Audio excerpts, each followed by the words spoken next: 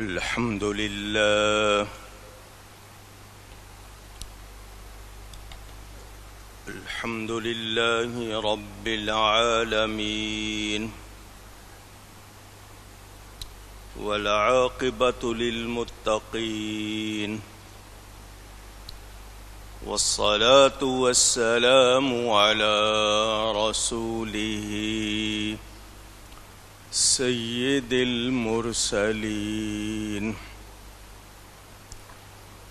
رحمت للعالمین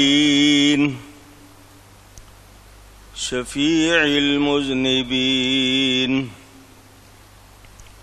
سید الاولین والآخرین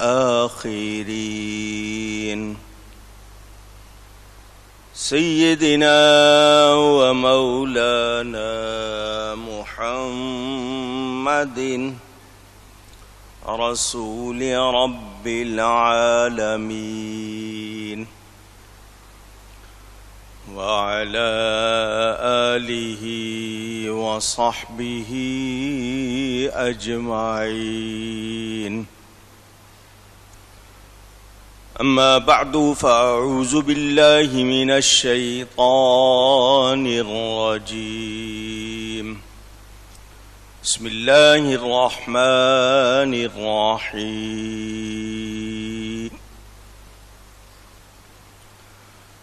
الذين ينفقون أموالهم في سبيل الله ثم لا يتبعون ما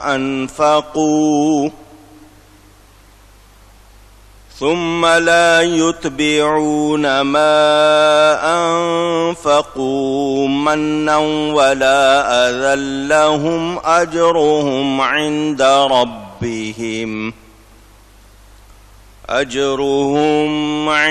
ربهم ولا خوف عليهم ولا هم يحزنون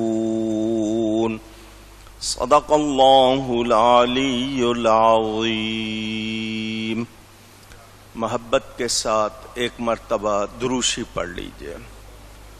اللهم صل على سيدنا ومولانا محمد معدن الجود والكرم وآله وصحبه وبارك وسلم الصلاة والسلام عليك يا رسول الله، الصلاة والسلام عليك يا حبيب الله، الصلاة والسلام عليك يا رحمة للعالمين، وعلى آلك وأصحابك يا شفيع المذنبين۔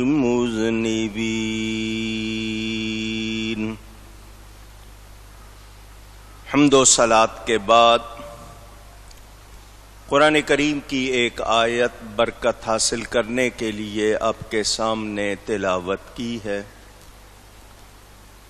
مہینہ ہے ذی الحجہ کا، اور گزشتہ جمعہ اعلان کیا تھا کہ آنے والے جمعے میں انشاءاللہ امیر المومنین خلیفۃ المسلمین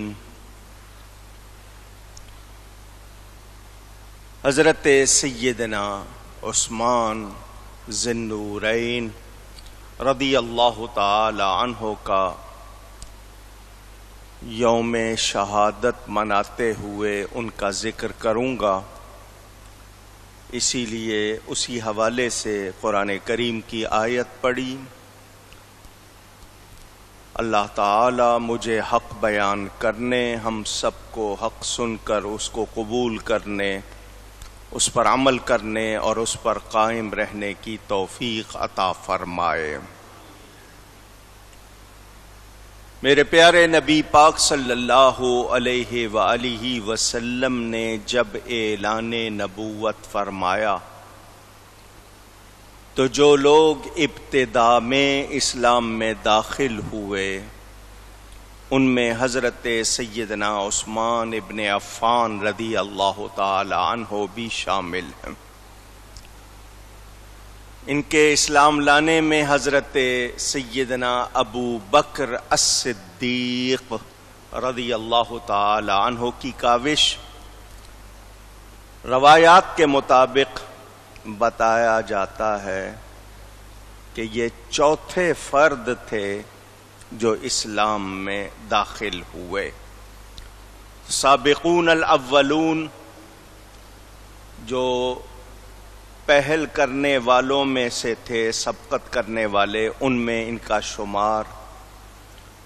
بہت فضائل ہیں ان کے، اللہ تعالی نے ان کو بڑی شان عطا فرمائی، اس میں سے کچھ باتیں آپ تک پہنچاتا ہوں۔ قرآن کریم میں اللہ تعالی نے اپنے پیارے نبی صلی اللہ علیہ وآلہ وسلم کے صحابہ کے جتنے بھی فضائل بیان فرمائے، ان میں حضرت عثمان غنی بدرجۂ اولا، بدرجۂ اولا کا مطلب نمایاں طور پر شامل ہیں۔ ابھی بتایا آپ کو سابقون الاولون، جنہوں نے اسلام لانے میں پہل کی، ان میں ان کا شمار۔ میرے پیارے نبی پاک صلی اللہ علیہ وسلم کے بہت قریبی رشتہ دار بھی تھے۔ ان کی نانی میرے نبی پاک صلی اللہ علیہ وآلہ وسلم کی پھوپھی تھی۔ ان کا نام تھا ام حکیم البیضاء۔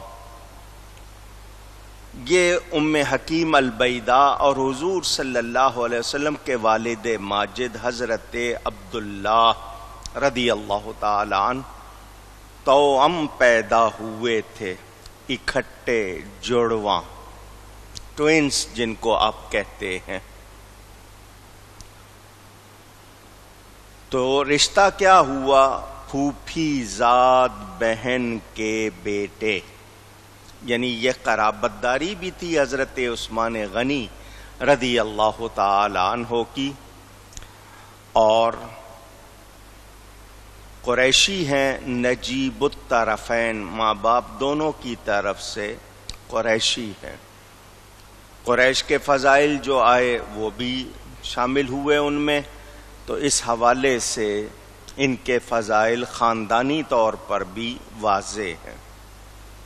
ان کا ایک لقب ہے ذو النورین، آپ زال کے زیر سے پڑھ لیں، ذو النورین معنی وہی ہے، اس کے اردو میں معنی ہوں گے دو نور والے۔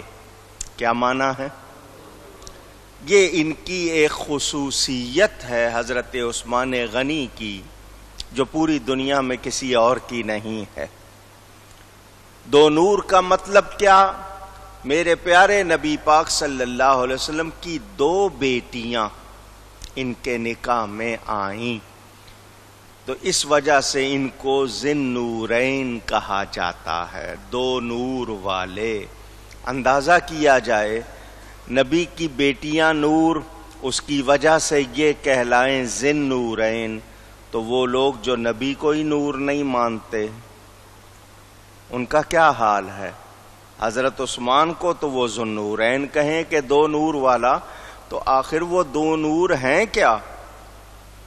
وہ دو نور میرے نبی پاک صلی اللہ علیہ وسلم کی شہزادیاں ہیں، بیٹیاں ہیں۔ میرے نبی پاک صلی اللہ علیہ وسلم کی 7 اولادیں، 4 بیٹیاں، 3 بیٹے۔ بڑی بیٹی حضرت سیدہ زینب، جن کی شادی ہوئی تھی حضرت ابو العاص، یہ حضرت ختیجہ کے بھانجے تھے۔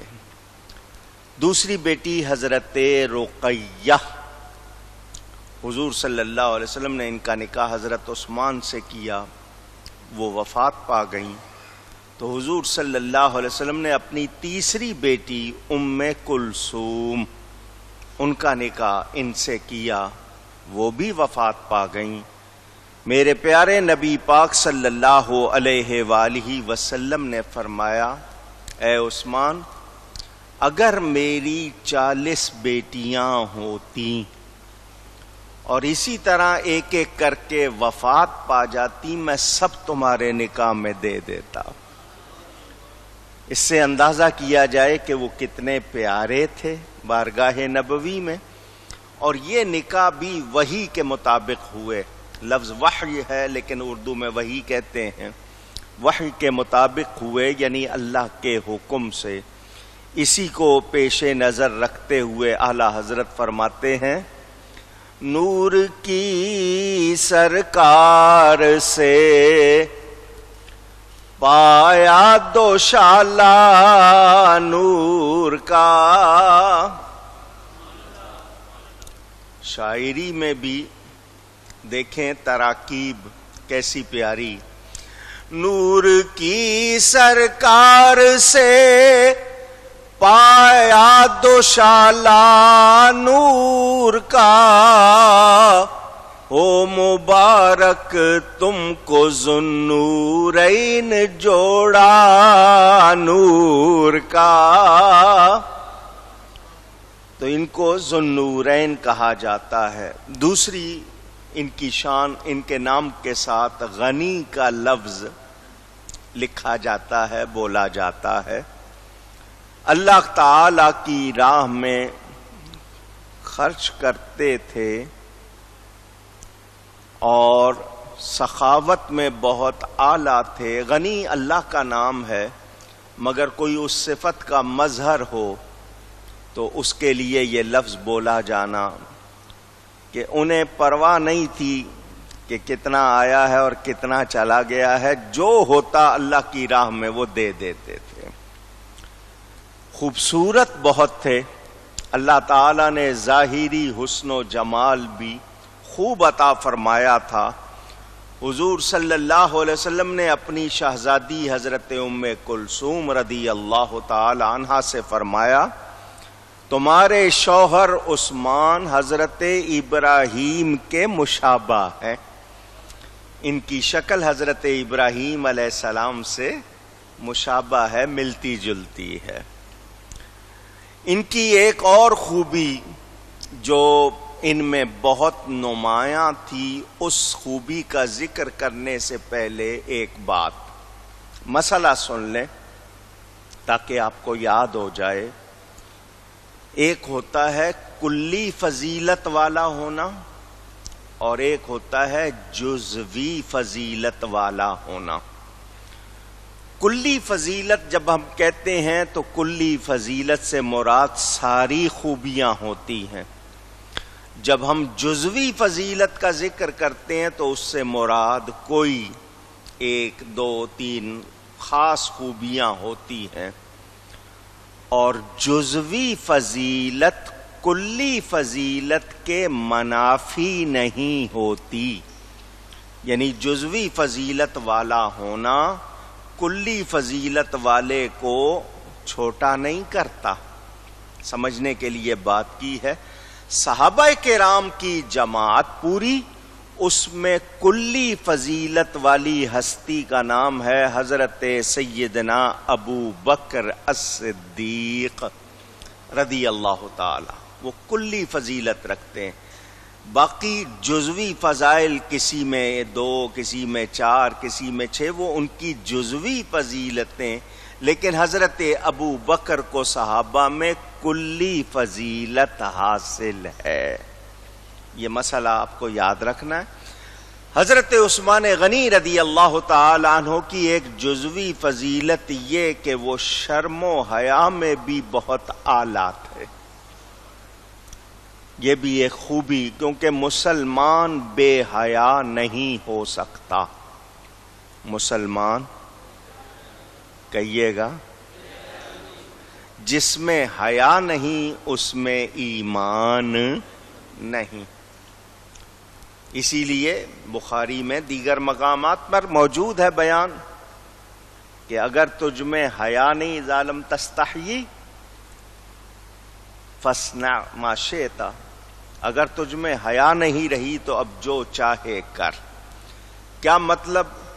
کہ بے حیا سے سب کچھ ہو سکتا ہے، حیا والا ضرور خیال رکھتا ہے۔ حضرت عثمان غنی شرم و حیا میں بھی کتنے اعلیٰ تھے۔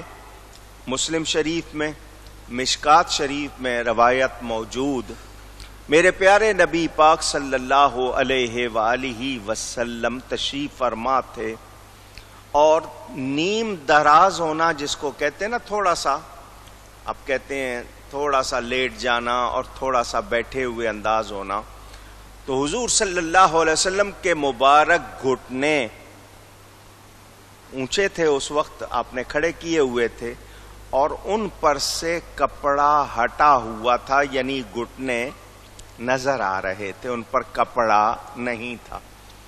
حضرت ابو بکر الصدیق رضی اللہ تعالی عنہ تشریف لائے، حضور صلی اللہ علیہ وسلم اسی طرح بیٹھے رہے۔ حضرت عمر رضی اللہ تعالی عنہ آئے، حضور صلی اللہ علیہ وسلم اسی طرح بیٹھے رہے۔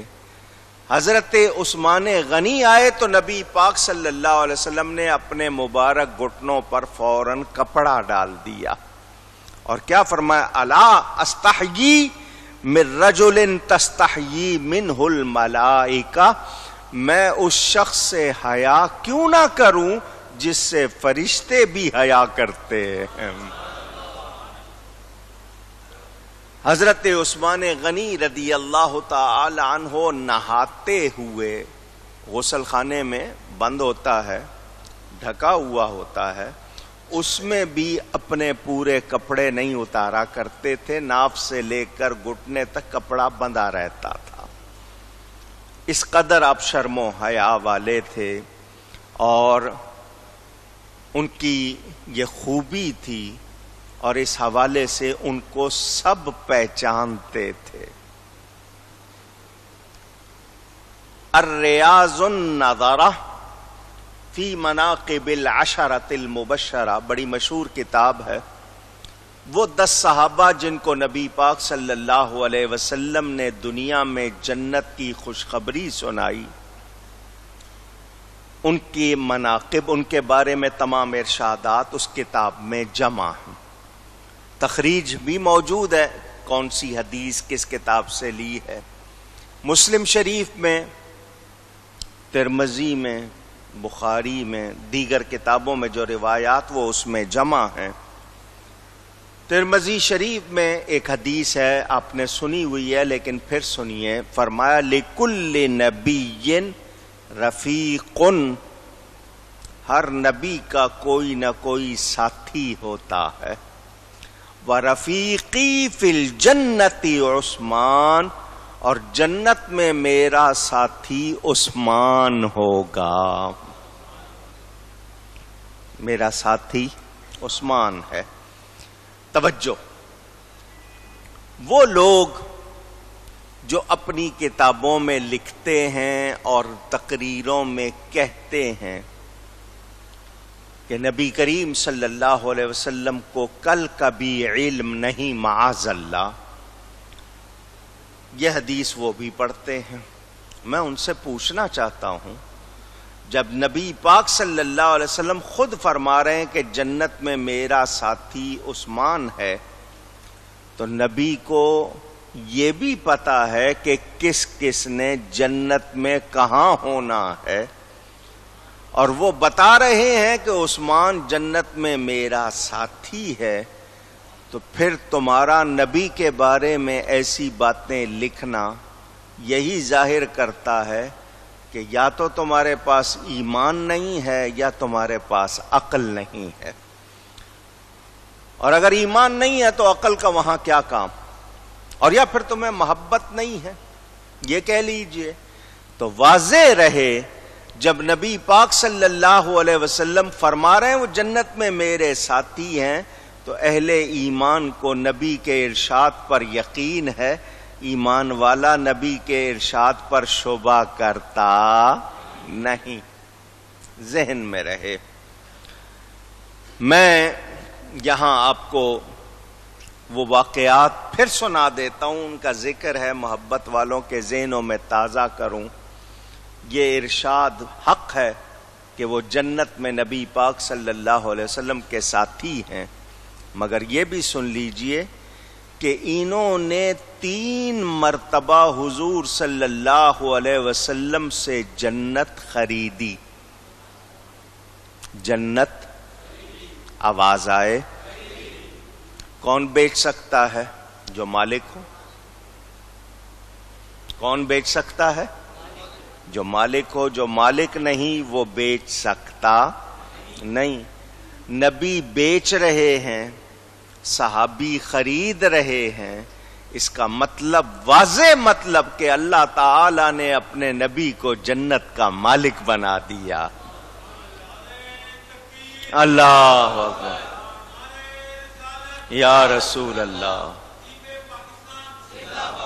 امام غزالی نے بھی لکھا حضور مالک ہیں، جس کو چاہیں جتنی چاہیں جاگیر عطا فرما دیں.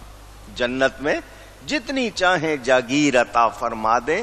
نبی پاک صلی اللہ علیہ وآلہ وسلم کو اللہ نے جنت کا، کہیے نا، مالک بنا دیا. ہم رسول اللہ کے، جنت رسول اللہ کی صلی اللہ علیہ وسلم. آئیے تینوں واقعے آپ کو سنا دیتا ہوں. پہلی بات جنت خریدنے کی، مسجد نبوی کی توسیع، بڑھانا. مسلمانوں کی تعداد بڑھ رہی ہے، مسجد کو بڑا کرنا. حضور صلی اللہ علیہ وسلم نے فرمایا ہے کوئی جنت خریدنے والا؟ تو صحابی آگے سے یہ نہیں کہتے کہ جی آپ کیسے بیچ سکتے ہیں، آپ کی ہے. جنت لیں گے تو اللہ سے لیں گے. مگر وہ صحابی تھے، جانتے تھے کہ عطا کرنے والا اللہ تعالی ہی ہے. اس نے اپنے حبیب کو عطا کر دی ہے. وہ جس کو چاہیں جتنی چاہیں بانٹیں. حضور صلی اللہ علیہ وسلم نے جب اعلان فرمایا 25,000 درہم اس زمانے میں، وہ دے کر حضرت عثمان غنی رضی اللہ تعالی عنہ نے وہ جگہ خریدی اور مسجد نبوی